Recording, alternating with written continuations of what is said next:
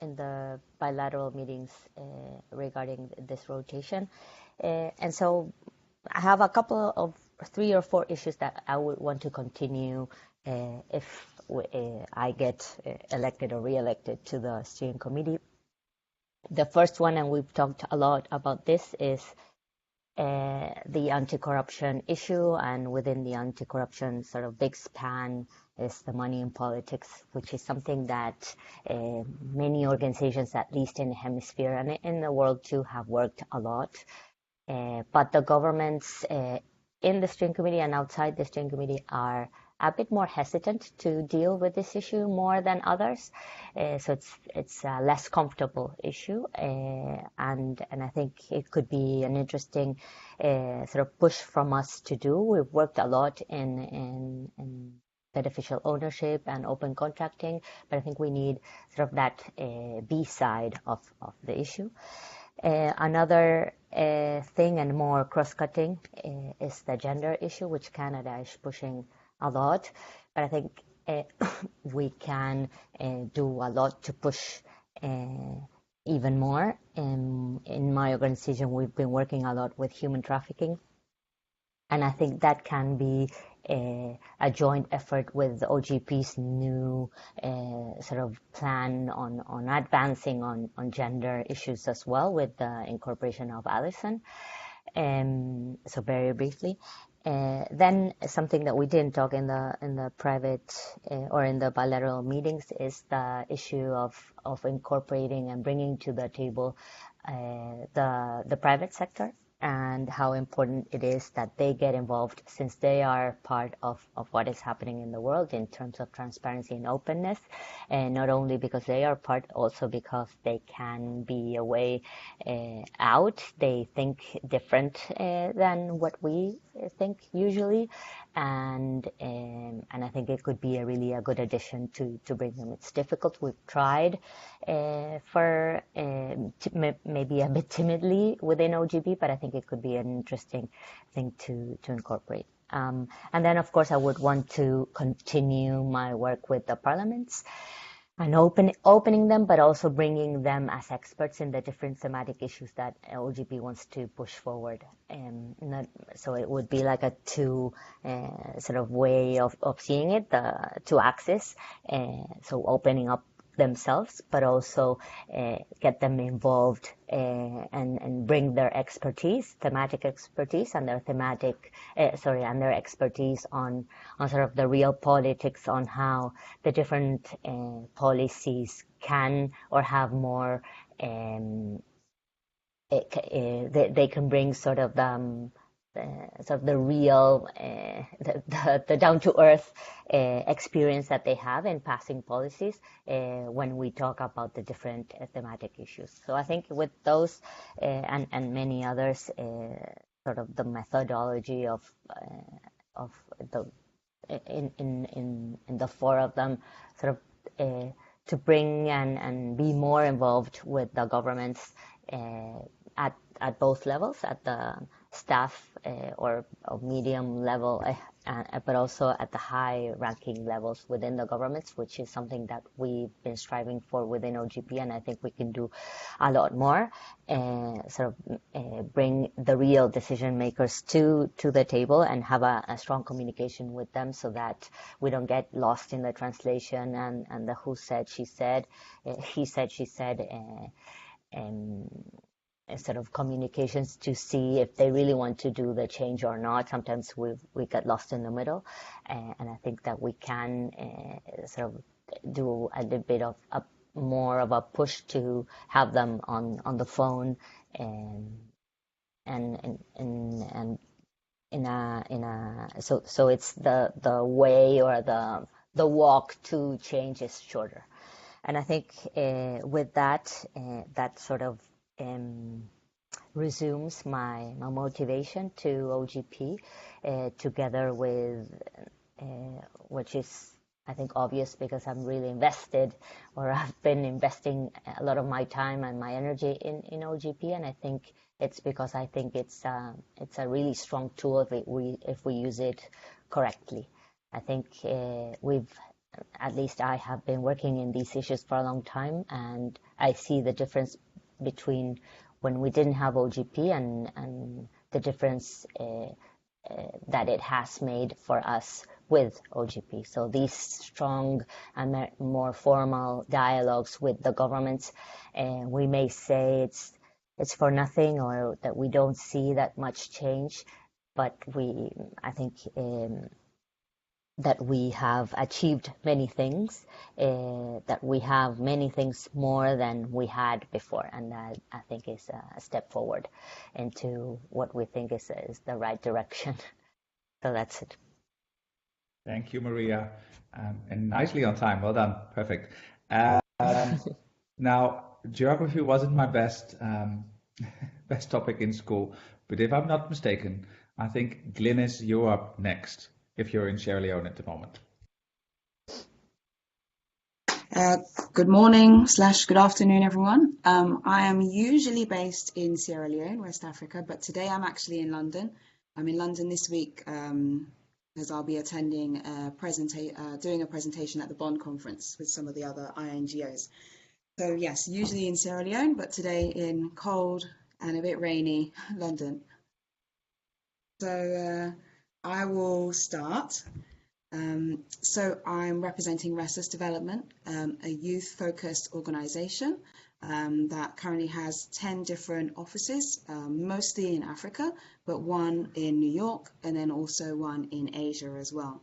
And we're particularly interested in becoming a member as a very youth-focused organisation that is very well connected at the community level, national level and regional level to the views of young people, which is also using young people to influence change with governments and different stakeholders and different leaders across different countries and also at the international level.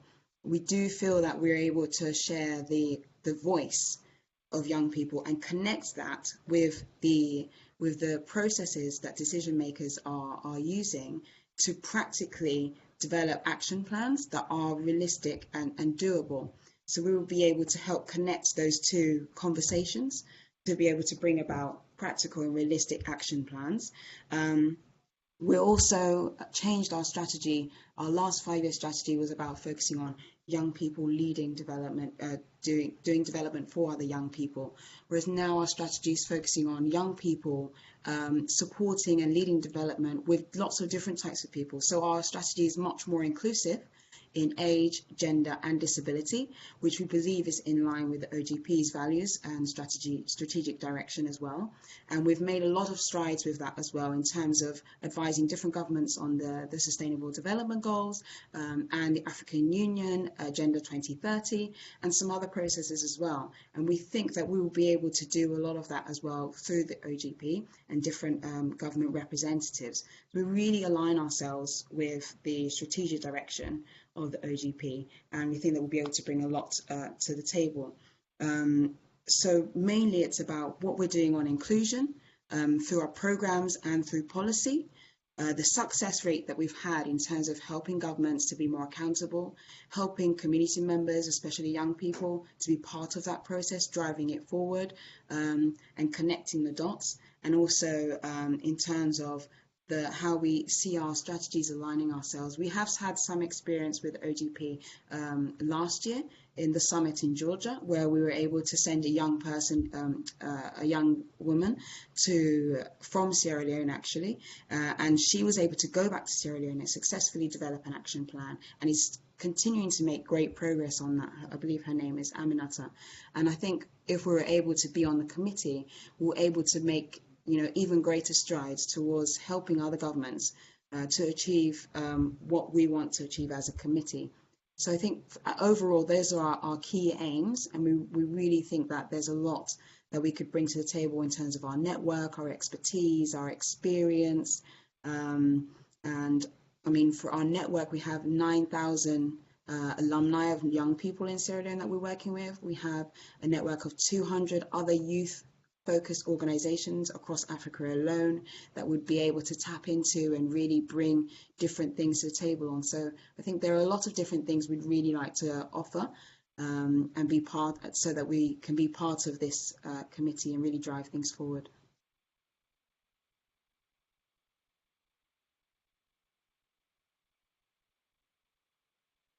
Thanks, Glynis. You have actually 1 minute left, so may I ask you a question to fill that 1 minute? Sure. Which is, you've spoken very eloquently about sort of what restless development will bring and the strengths you have and the networks you have. What will you personally bring and fight for? So you, Sure. as Glynis, and not as restless development. Sure. I think, well, as a young person myself in leadership, I am, at the moment, I'm the senior programs manager, so I have a lot of experience in the different types of programs that we're running across the country, Sierra Leone. But I also have experience in working with and advising different governments across Africa in the length of my career in the development sector about how they can, I've provided technical expertise in terms of how their policies and their legislation can be more inclusive in terms of age, gender and disability. And I've delivered and designed trainings on how they can do that. And I've helped them to design projects and initiatives which actually make that real, and then provided continued support. I've also designed legislation myself. In Sierra Leone, I wrote the National Aging Policy, which is the first of its kind, which looked at all the different public services and how it can be more inclusive. And that received great support from the President and the Minister of Social Welfare, the Ministry of Labour, and I've done the same in Uganda, in Tanzania, personally. And so I bring quite a lot of experience in terms of driving forward inclusion, making it realistic and practical for different stakeholders, being able to help government ministries actually join the dots and understand some of the challenges around it and some of the solutions that can help to combat those challenges. And I think that I'm also able to speak on various platforms to represent the views of OGP and the values of OGP quite well. I mean, I'll be doing something similar to that this week at the Bonn conference, where I'll be speaking about the restless development model to lots of different country directors and leaders in the development sector. Thanks a lot. Thanks a lot for that elaboration there. Staying in rainy, slightly cold London, over to Elisa, unless Elisa is somewhere else as well. That could be, but. Hi, everyone. And yes, I am someone else. Can you hear me? Yes. Yes. Oh, great. So, yeah, I am actually in Amsterdam, but usually based in London. So I'm very excited and honored to be part of the shortlisted candidates for a role on the steering committee of OGP. It is the first time I'm throwing my hat in. I have not been an OGP steering committee member before. So we're actually at our staff retreat in Amsterdam, and I may have to leave a little earlier before the hour. We're going through a training on diversity and inclusivity, actually, so I need to get back to the training, so I hope that's all right. So I'm the executive director of Publish What You Pay. For those of you who aren't familiar with Publish What You Pay, we are a global network of 700 member organizations now in more than 50 countries, 50 countries, who work together to promote transparency, citizen participation, and accountability in the extractive sector, so in the oil, gas, and mineral exploitation sector. We have a new strategy, which is why I think it's such a timely conversation and opportunity for me to potentially sit on steering committee of OGP. The new strategy of Publish What You Pay for the next 5 years is very well aligned to the values and the priorities of OGP. We have 4 global goals, which are to promote transparency and demand more data and information about the extractive sector, with a particular focus on fiscal, financial information, but increasingly also on a lot of other related types of information in the extractive sector, including the impact it has on the environment and on communities, including the most disenfranchised women, young people.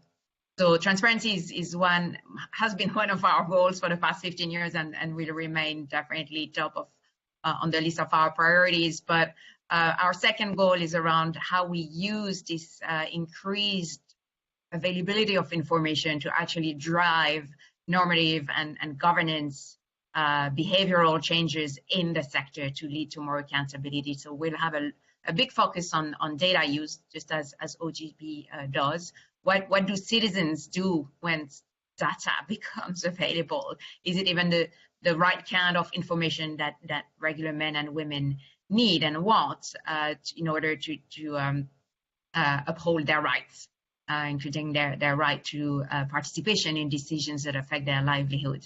And so that leads me to the third goal of our new strategy, which is around citizen participation, including protecting civic space, ensuring that the fundamental freedoms and the rights to expression, peaceful assembly and association are respected. We believe that there cannot be any accountability without people being able to voice dissent if and when they want. And in our sector, in the extractive sector, that means enabling the voice of citizens to be heard and taken into consideration when it comes to deciding whether to open a specific mine or go ahead with a specific oil project. And then the fourth and last goal of our new global strategy is around strengthening our movement. So strengthening the Publish What You Pay movement by linking up with other organizations, like-minded organizations, establishing partnerships. And again, that's where my application to the steering committee of OGP comes in, because we've identified OGP as a key partner and ally throughout Publish What You Pay. But although I've never sat on the steering committee, I wanted to say that over the past 3 years, which is the time I've been at Publish What You Pay, we've worked really closely with the OGP steering committee, the support unit, but also organizations like NRGI and WRI that used to be part of this working group on openness in natural resources. So I would be very much looking forward to kind of taking on the fight that they started with 3 specific objectives in mind, as I've written in my cover letter. The first one is and I'll come back to them, but the first one is to have more and better, stronger, more innovative commitments in relation to the extractive sector. Second one would be to make sure that OGP's reach and relevance increases, especially in some of the countries where Publish What You Pay works, in which OGP is not as well known as it could be. And then number 3, making sure that these great commitments that we've managed to lock in already, or that we will manage to lock in, are actually implemented. So just to come back to those 3 priorities. So the first one, obviously, as a movement working on transparency, citizen participation and accountability in the extractive sector, OGP has been a tremendous tool, very effective tool to lock in commitments related to natural resources management, including on issues related to corruption, data disclosure, gender equality, environmental protection, and so on. And I'd love to drive that agenda further to make sure that those commitments are truly transformative or have a transformative potential. So that would be one of the things I would bring to the table, the experience of doing that in various contexts and various countries and regions. The second part is something that I think all of us are really aware of, which is that OGP can be a great tool if people use it and if people are aware of it. And what we're seeing is that often we're talking to a small group of us around the table who go to international conferences and are well aware of these international mechanisms, but that often OGP kind of loses its relevance, or people are not even aware of OGP's existence, including in OGP implementing countries. When you go to the community level, or even, local NGOs, community-based organizations, faith-based organizations. So one thing I'd like to do if I were elected is very much kind of like making OGP like almost a household name, and making sure that people, find it relevant, useful, and actually engage with it. Because I think OGP in many contexts, its success has depended to a large extent on civil society's engagement. Of course, we depend on government reformers, but I think unless you have a movement, a civil society movement pushing and demanding strong commitments by their governments through OGP, then I think OGP, isn't as strong as it could be, unless you have that social power behind it. And then the third and last thing that's really close to my heart is actually implementing the commitments that we have. And it's not as as exciting as an agenda, I guess, as developing new commitments, but it is so important in so many places, including through another multi-stakeholder initiative that we're involved in, the EITI, the Extractive Industries Transparency Initiative. It's one thing to lock in those commitments, and they're important, but it's another thing to ensure that governments and stakeholders bring together the natural, the necessary resources and the political will to make sure that they're implemented. So I'd love to work on making sure that all the great commitments we've gotten in the space of anti-corruption, open data, gender equality, civic space, with a particular focus on extractives for me, are implemented. What I bring to the table personally is my commitment to those issues, my commitment to OGP, my commitment and my belief that citizen participation has to be part of transformative social change, and that OGP has an enormous role to play in that respect. I also bring my love of governance. I really like governance, which may sound weird to some people, but I like ensuring that there's due process and policies and procedures in place to make sure that an organization such as OGP strives and walks the talk. I have contacts also at a multitude of levels, from the community level to the kind of senior officials in governments. From my experience working at the United Nations or with the elders, I'm also used to having this kind of ambassadorial role. I don't know how much I've talked, but I think that's enough now. So feel any questions if you have. Slightly over, but I didn't want to interrupt you because you were in a flow there, and it was a good flow, so I didn't interrupt you. Thanks a lot, Elisa. Moving further west, I think then the next one is Susanna. Further east, I mean, obviously. I made it difficult for myself. Or center. Yeah, we like to call ourselves a bridge between East and West. Hi everyone, I'm Susanna Vink from Slovakia. I'm an anti-corruption practitioner and activist, and also a current member of the steering committee at OGP.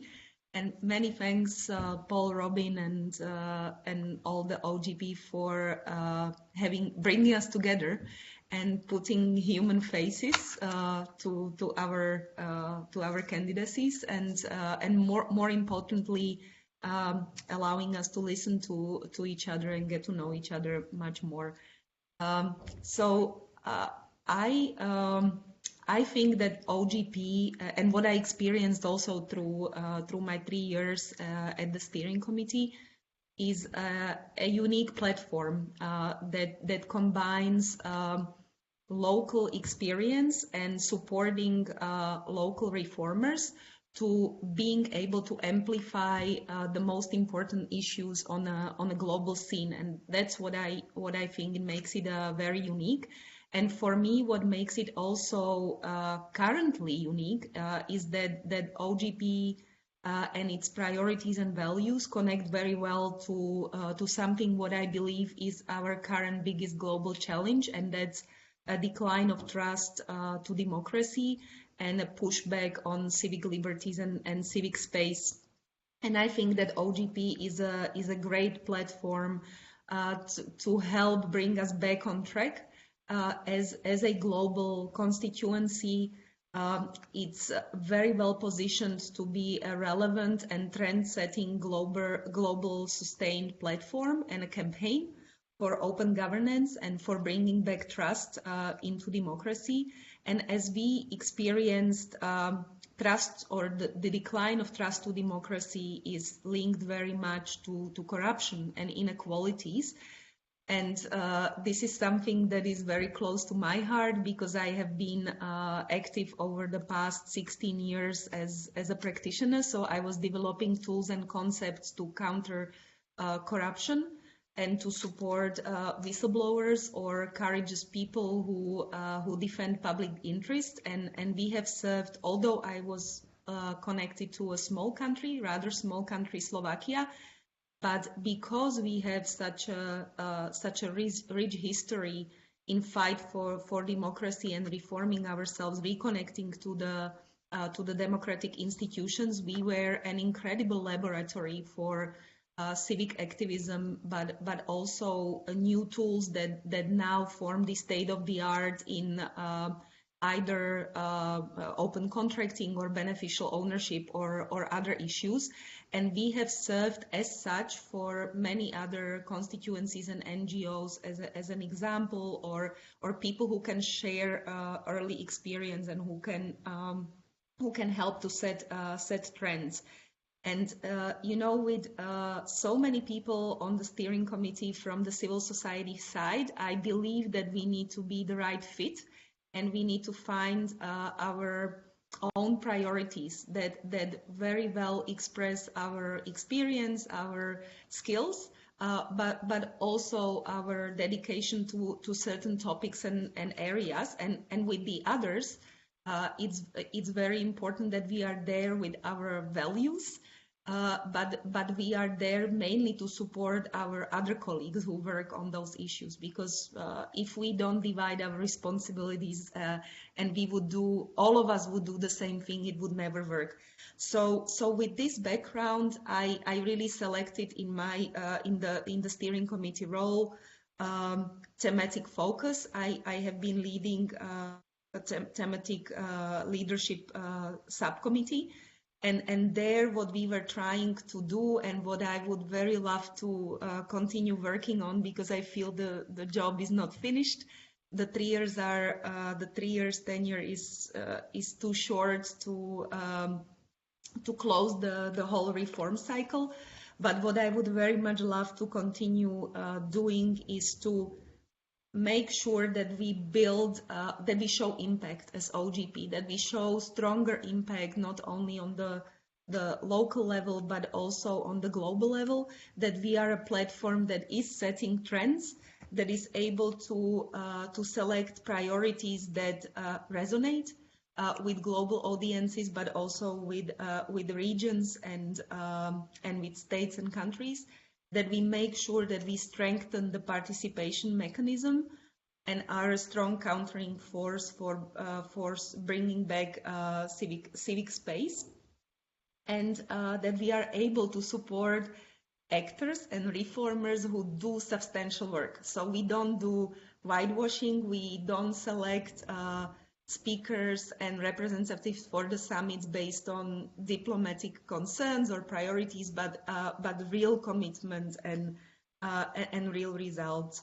So we have started to form the thematic leadership within OGP under these values, and I would very much love to continue working on that. We make sure that we also deliver, that we translate these priorities into delivery, because the decline of trust to democracy is so linked to corruption, where I feel strong as an expert. I would of course like to bring also my expertise and focus and help to number of anti-corruption issues, and make sure that also bringing my journalistic former past life experience, that we reframe the narrative of these issues, that it's much more closer to wider audiences, that's connected to lives of citizens and delivery of good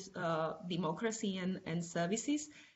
And I've been probably talking for too long. So, two other priorities where I feel that I would be very much in a very active verbal role and supporting role is that we achieve a larger credibility as a platform. So we make sure that we walk the talk.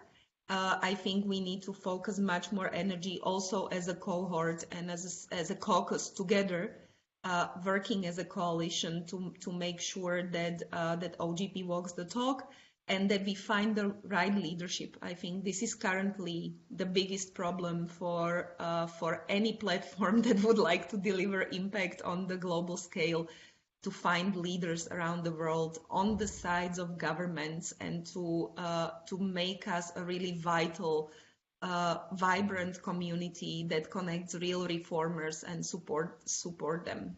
So these would be my priorities. I don't know if I wasted all my time, Paul. Well, you were a bit over, but within margin, so perfectly fine. We now go to Bojana in Serbia, and then as last one we go to Gubat, who's from Azerbaijan but lives in the US. So then we've nicely circled the earth. But first, Bojana.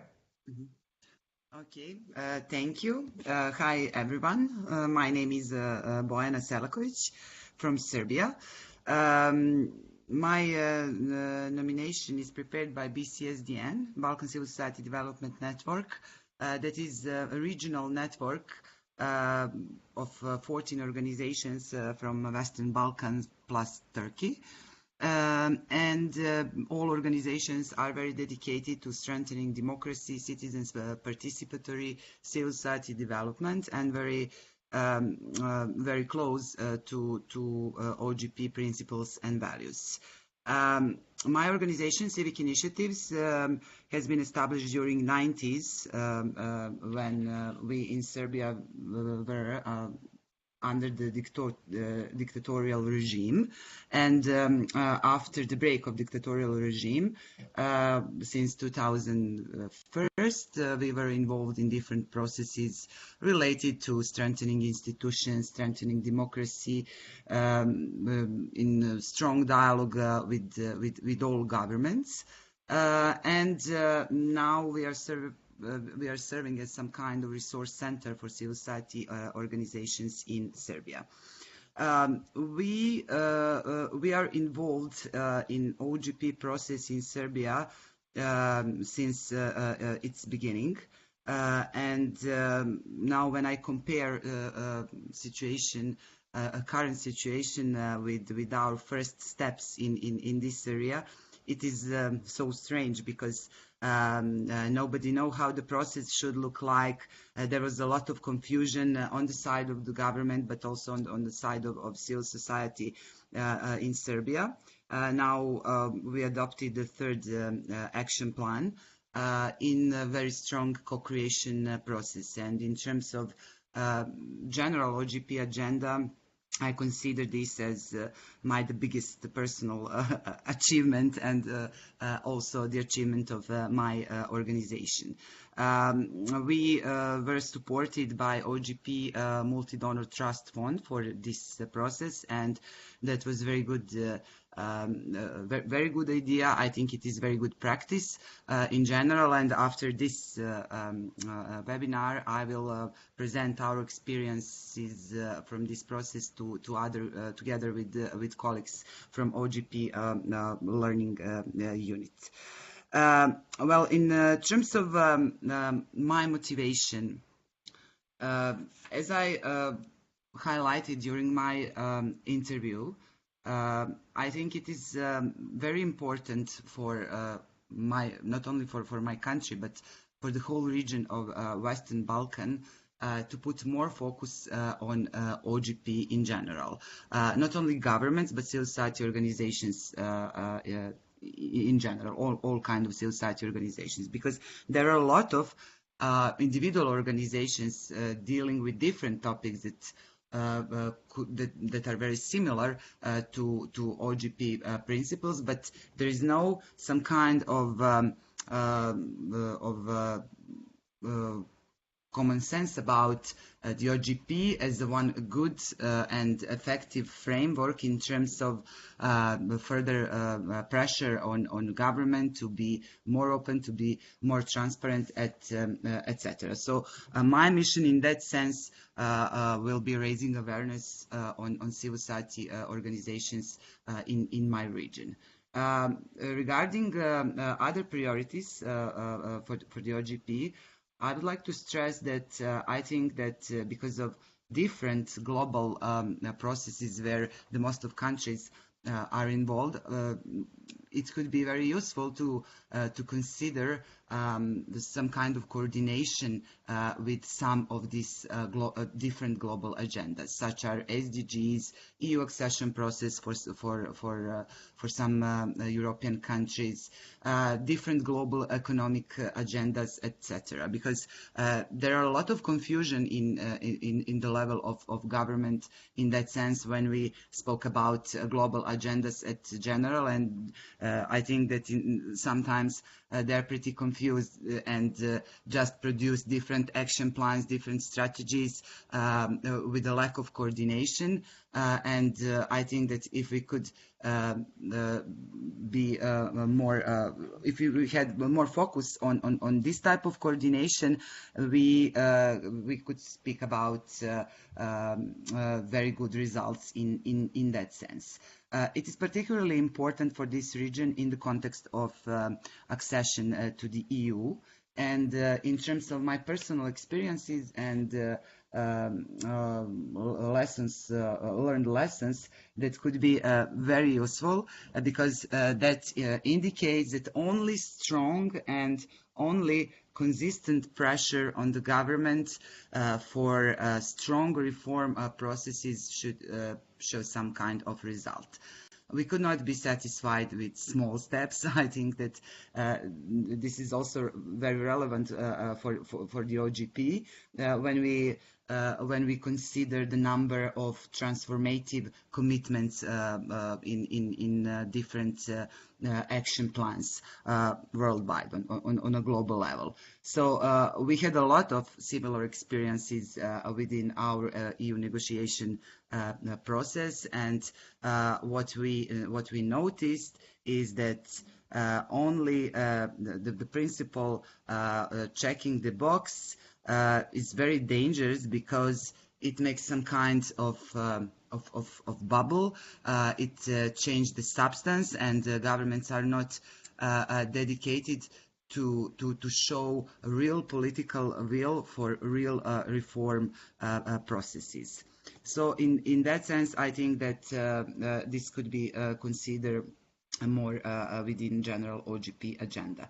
Then I think that we have to raise awareness among governments from the countries with strong democratic tradition about their responsibility for weaker democracies.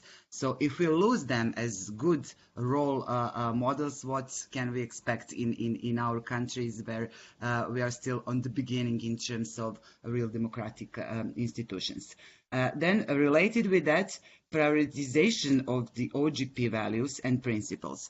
Our experiences also indicate that focus on digitalization and only on open data, for example, without real purpose, without real using and using that for real benefits for the citizens are also very dangerous, because then the government said, so okay, we opened data, a lot of ministries now involved in these processes, we have a budget in open data format, but when civil society organizations wants to advocate on the basis of open data, we have a lot of problems in the practice.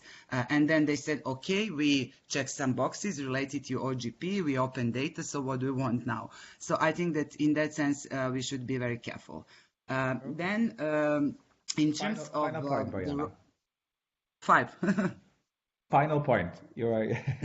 Yeah, and just only one highlight regarding the role of government officials and government representatives. I think it is very important to find a way how to expand the influence and the role of small focal points, small units that now involved in OGP, and to use that to make more achievements in other institutions, in other ministries. For example, in my country, only one person from the ministry is related with the OGP in general, and that is problem for the quality of the process, and that is problem also in terms of good and qualitative commitments. So no, I will stop now. So if you have some questions later, it would be glad. Thank you, Bojana.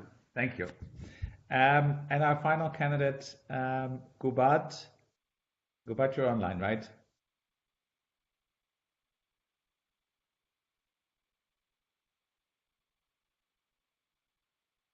Gubat, are you there?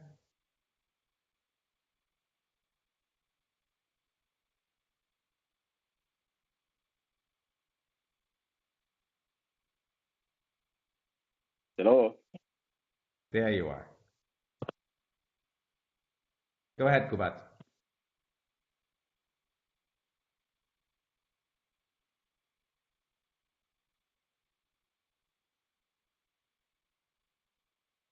Gubat? Yes, do you hear me? 2 seconds. Yes, now we hear you. Go ahead. So much, thank you. Hello, everybody. My name is Gubat. I am from Azerbaijan. Since 2013, I am primary member of the International Board of EITI. I gained experience to work with the various stakeholders in the different topics like the beneficial ownership, open contracting, disclosed environmental information, commodity trading, and etc. And first, I am going to apply this expertise at the OGP, transfer my knowledge from the EITI to the OGP, not only in this context, in the context of the development of the tools and the guidelines and regulation, OGP at the international, regional, and the local level. And the second one, I have served as a member of the validation committee on EITI International Board more than 6 years. During this period, I profoundly understand and evaluated the different political, economic contexts and the civil society operational environment of the various members of the state. And I am going also apply this expertise at the OGP level. As you know, most of the members of the EITI at the same time also member of the OGP community.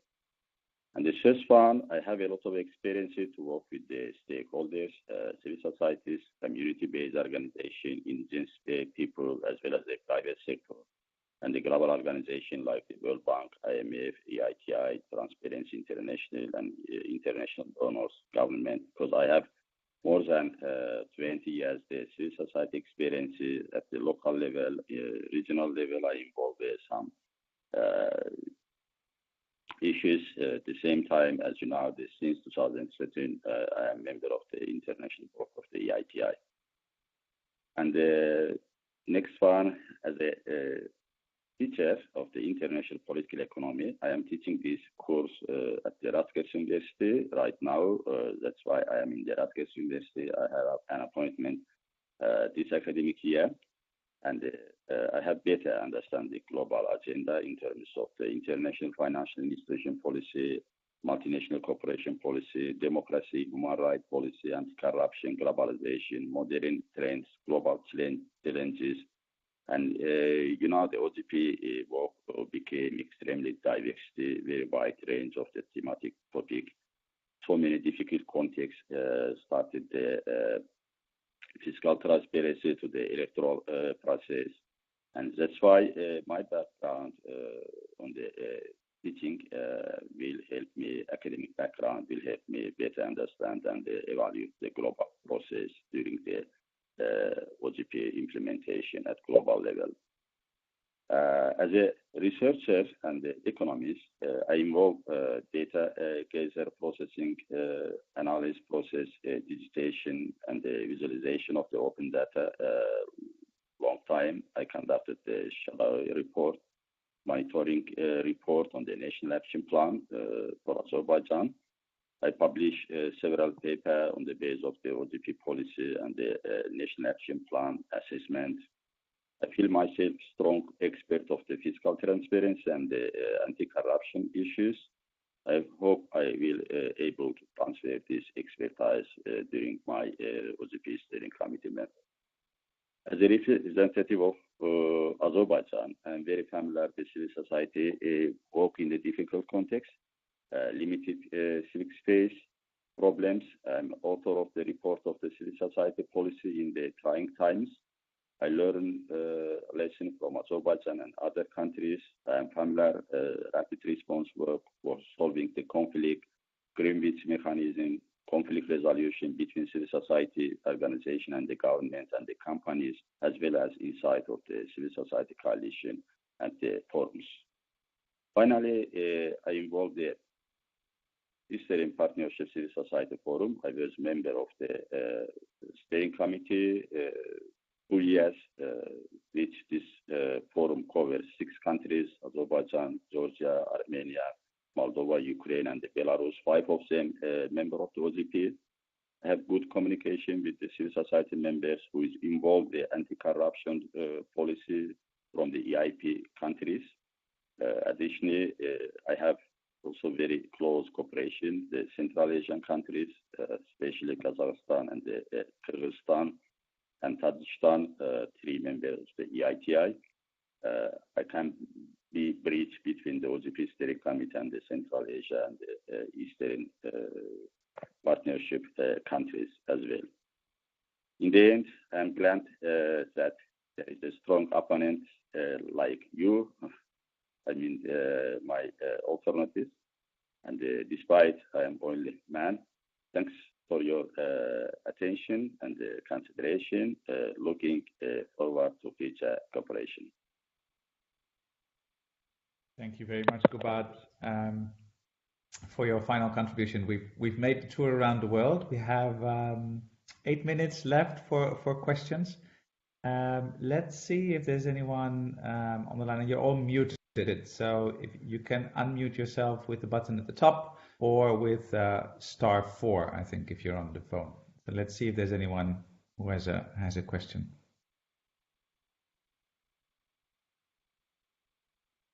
Paul, it's Robin Hodis from the steering committee. Greetings, everyone, and thank you for applying and contributing already, all of you, to OGP. I wanted to ask just a very simple question to everybody, actually. If you could just reflect really quickly on something very top line that you think is a big challenge for OGP, a really big challenge, something that isn't going right that you think we need to take heed of. Thank you. Thanks, Robin. The question was for all, so let's go to all. Shall we do it in the opposite direction? So we start with Kubat. Thank you so much. I think very big challenges follow the global challenges in the world because the situation is not stable. This is the policy context. And with the practice context, very big challenges to work with the civil society in difficult context. Unfortunately, in some of the members of the OGP countries deteriorating the civil society operational environment. I think this is also one of the main challenges for the OGP to regulate and to manage these issues on the local level, especially in the difficult context. Thanks. Thanks, Kubat. Bojana? Yeah, thank you. For me, that could be how to make sustainable co-equal status of civil society and the governments within OGP in the conditions of global shrinking civic space. If we have a situation that certain governments in their own countries make a lot of troubles to civil society organizations, and sometimes very open broke OGP principles and values outside of their action plans. So I'm not sure in that sense. Is there a real will, and are they sincere in terms of their focus on cooperation with civil society and in partnership with civil society? Thanks, Bojana. Susanna? Yes, thanks, Robin. I try to touch upon that already during my talk. I seriously believe that we need to focus on a credible and visible leadership for OGP values for the next coming years, mainly from the government side. I think we need to strengthen and focus on OGP being a real global trendsetter. So articulating the real needs and solutions and provide evidence how we can win people and politicians back to the cause of democratic institutions and participation, and getting more in line our capacities and resources with the real ambition. I know that there has been tremendous work done over the past 3 years that I've seen on the steering committee, but it needs a sustained focus so we are successful. Thanks. Thanks, Susanna. Elisa, glad you're still here. Yeah. So yeah, very much in line with what's been said. I think one of the biggest challenges facing OGP is the systematic sidelining of the citizenry in decision-making processes, including policy-making processes. And I think OGP is uniquely placed to address those issues because it engages with government and its values are based on citizen participation and the meaningful engagement of people in those processes of decision making. So that's something I'd love to work with OGP if I were elected on the steering committee. Thanks. Linus? Hello again. I think from Restless Development's perspective, a very community-based focused organization with young people, I think it would be about the lack of sufficient engagement from community-based individuals into this process and helping to really drive it forward from the bottom up. Thanks. And last but not least, of course, Maria. Hi. I would have to go with some of the things that have been said. I would say that we need to do a better push for the governments to transit this objective of openness and transparency in a more serious way, in a more committed way, so that it is effectively more transformative, and to make it a cost for them if they don't do it in a serious way. And with this, I would say that the issue about civic space is very it's a problem that we are seeing in the whole world, and we need to see and to establish sort of an early alert system to see that this is happening. Many times it's through policies that are very quiet that the countries pass, and we need to see that very early in order to be able to react. Also, I would have to go with the thesis of Tom Carruthers about the leadership. So we don't have the leaders that founded OGP today in the world, and we need to find them. We need to construct them to help build that leadership that we don't have. It's not the same as if, so we have leaders in civil society, we need to work together, but we don't have them in the government, and so that is, I think, a challenge. And last but not least, I think in all of this, I think a cross-cutting issue is that many times OGP is still not very well known, and so then the cost of not working in a more transformative way is not enough. And so we need to make it a cost for the governments to really transform using these tools. Thanks a lot, Maria. And exactly at the hour, 3:00 where I am at least. So I want to thank the candidates really a lot for the webinar and for the interviews that most of you already had. And remind you that the selection committee after the interviews will reconvene, I think last week of March, if I'm not mistaken, not next week, but the week after which we should come back to you very quickly with results. And then hope to start working with you whether you're selected, or continue working with you whether you're selected or not. So thank a lot for taking the effort, and enjoy the rest of the day. Thank you so much. Bye. Thank you. Bye, everyone. Bye. Bye. Bye, everyone. Thank you very much. Have a nice day, everyone. Bye.